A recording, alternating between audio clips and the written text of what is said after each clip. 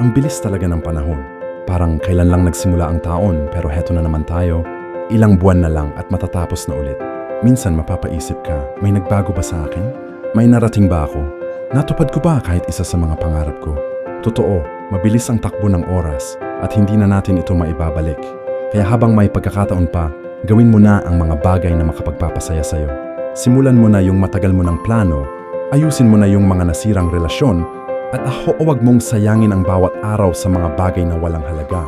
Ang panahon ay parang hangin, hindi mo alam kung kailan titigil. Kaya habang andyan pa, sulitin mo.